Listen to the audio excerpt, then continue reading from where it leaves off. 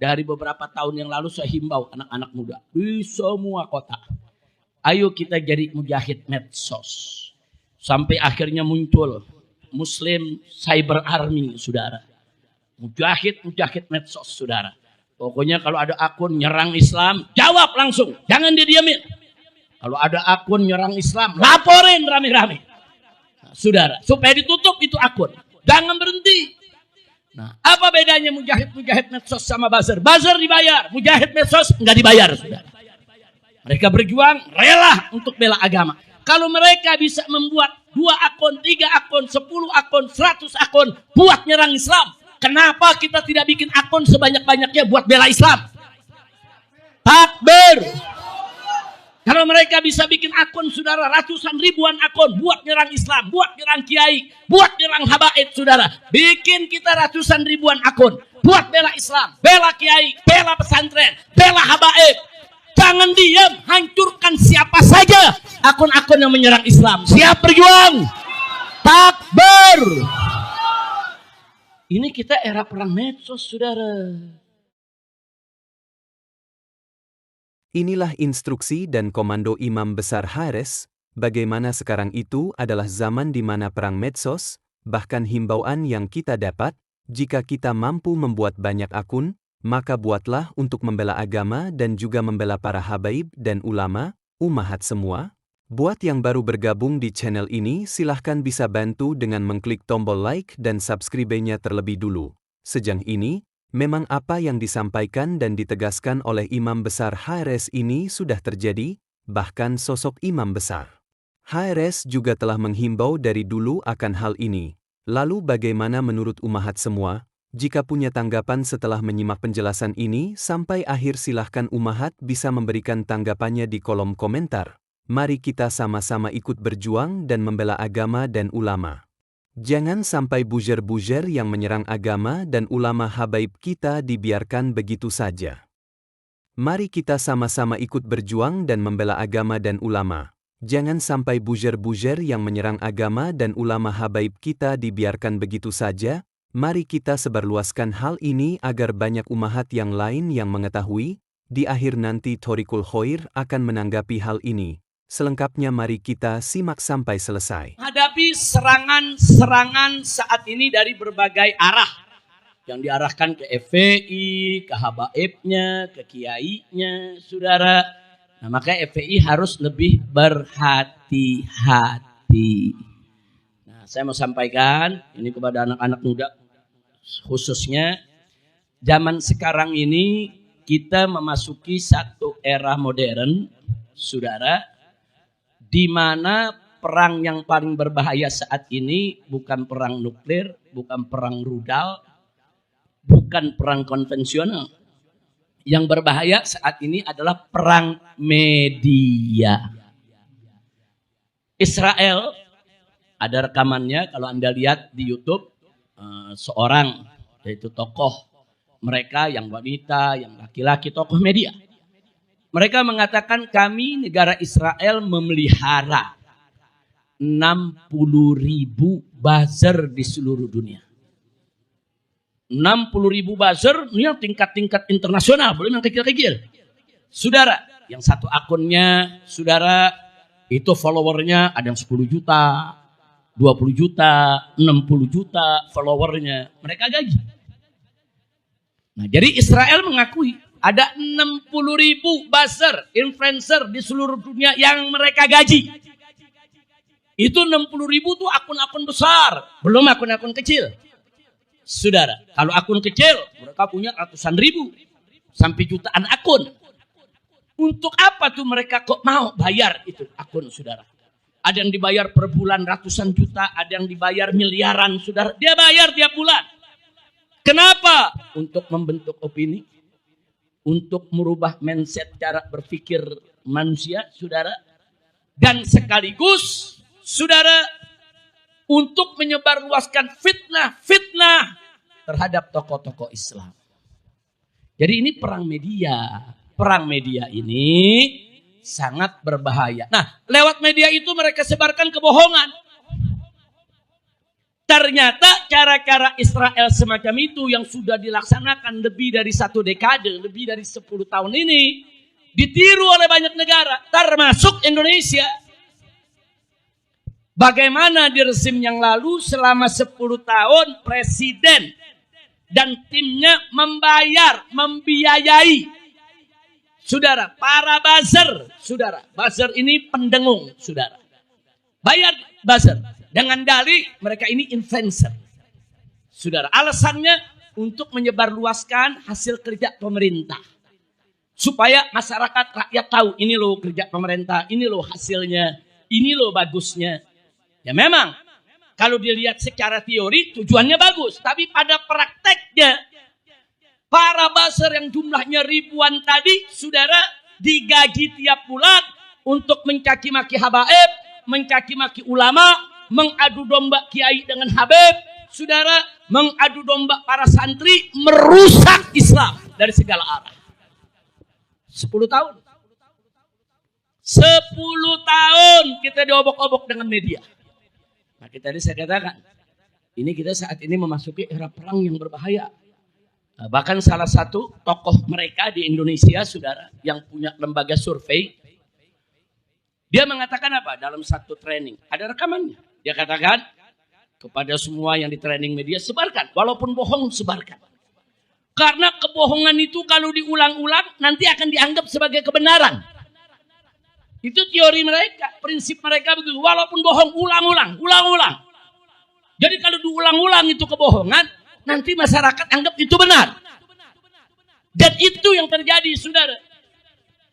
Jadi kalau mereka sekedar memberitakan kebaikan-kebaikan pemerintah, ya silakan, bagus-bagus saja.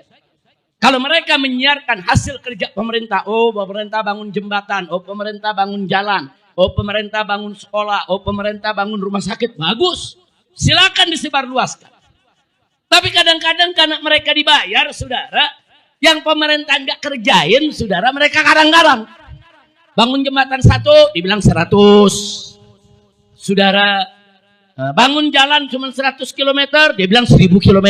Lebih-lebih. Dan itu diulang-ulang.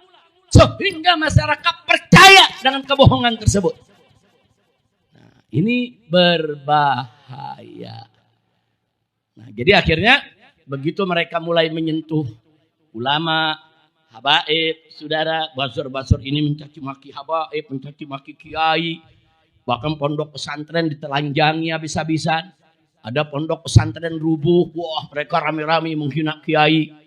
Saudara, ada pondok pesantren besar seperti Lirboyo, saudara. Lirboyo itu pondok pesantren besar, pondok pesantren salafi luar biasa, saudara.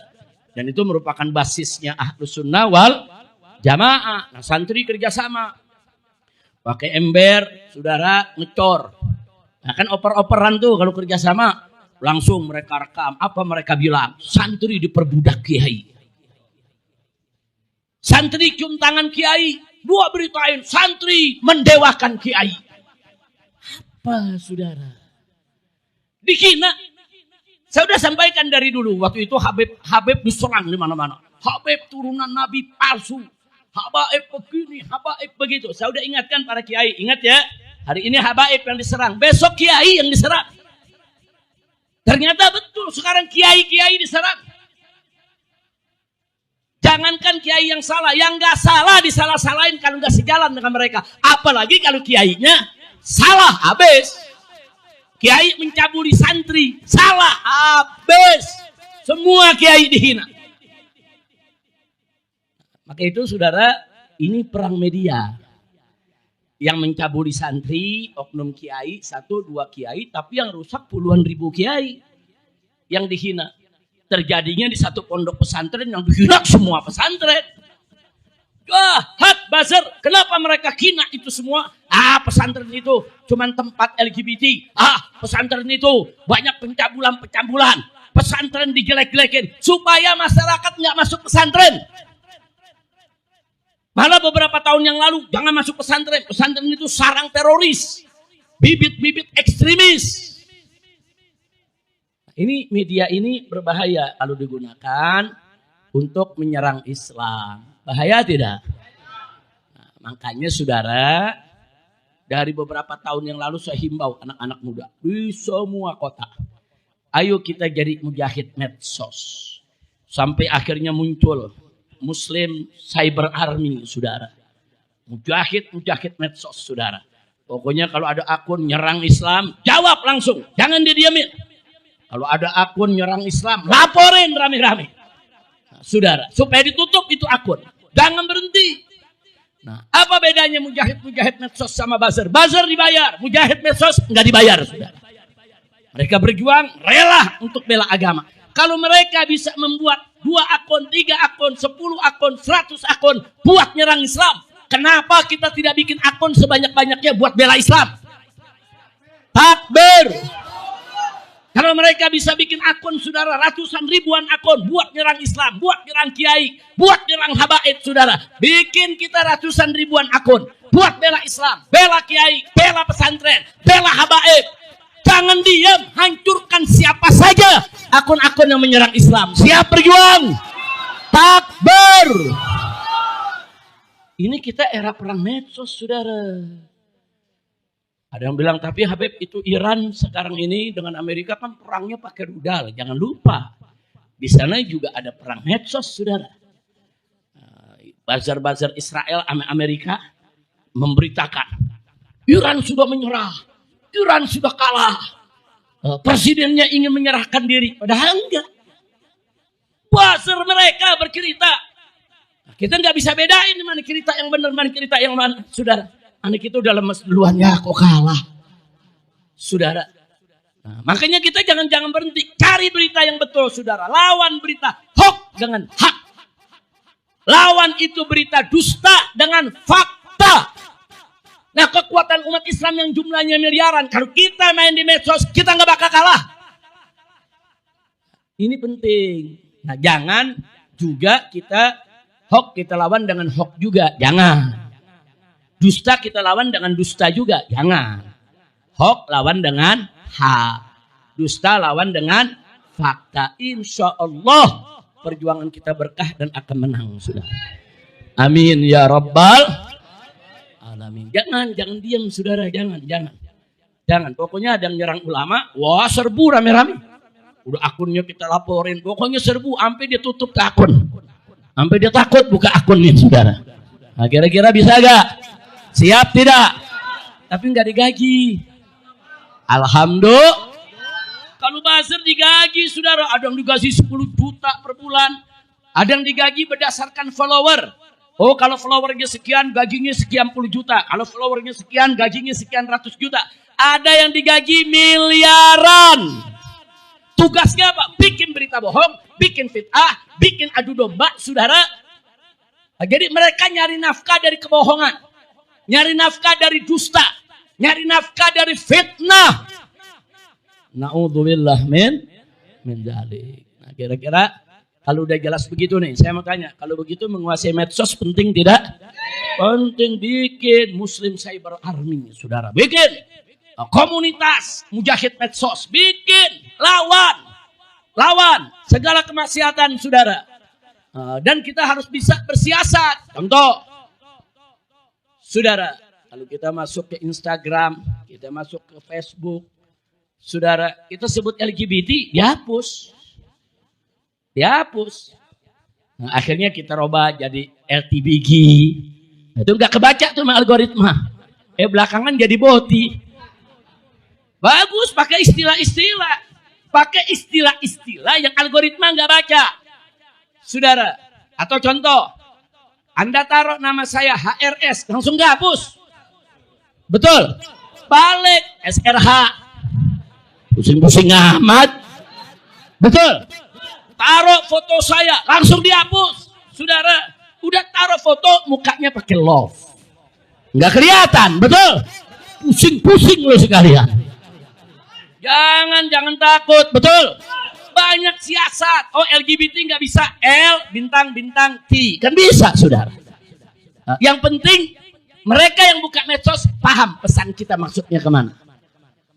Kita harus siasat. Lo kenapa begitu? Karena Facebook itu pendukung LGBT, saudara. YouTube itu pendukung LGBT, Instagram itu pendukung LGBT. Saudara, sampai kepada Twitter pun pendukung LGBT. Saudara, maka itu kalau kita serang LGBT, mereka nggak bakal mau naikkan. Mereka tutup. Bahkan sekarang ini beberapa medsos kita bicara Palestina dihapus. Dihapus media, saudara. Nggak mau. Hanya beberapa medsos saja yang masih mau memberitakan Palestina, saudara. Jadi artinya apa? Oh, kalau gitu Palestina kita ganti, saudara. Ganti Sitina. Pusing-pusing loh. Paling nggak tuh medsos bilang ini Sitina mana nih? Masuk kita Palestina, udah pinter-pinter aja bersiasat di medsos, setuju? Anak-anak muda bisa gak? Siap gempur di medsos? Siap jihad medsos? Takbir! Sallu ala Nabi. Itu yang mau sampaikan seperti itu. Jadi maksud saya, semua yang ada di sini, karena kita masuk era perang medsos, maka kita harus gunakan medsos sebaik mungkin, insya. Nah, ini sekarang nih berita terbaru. Pemerintah kita nih saat ini, Bapak Presiden mengangkat Saudara Kodari sebagai badan yang mengatur soal komunikasi. Nah, tahu-tahu kemarin dia mengumumkan, dia yang mengumumkan, ada di berita, dia katakan ada 39 saudara media yang bekerja sama dengan pemerintah. Nah, artinya bekerja sama, mereka dibayar. Nah, terus katanya tujuannya untuk apa? Supaya 39 media ini menyiarkan hasil kerja pemerintah, menyiarkan kebaikan-kebaikan pemerintah, menyiarkan sampai rakyat ke bawah, supaya mereka tahu pemerintah itu kerja bukan tidak kerja. Nah, tujuannya bagus gak?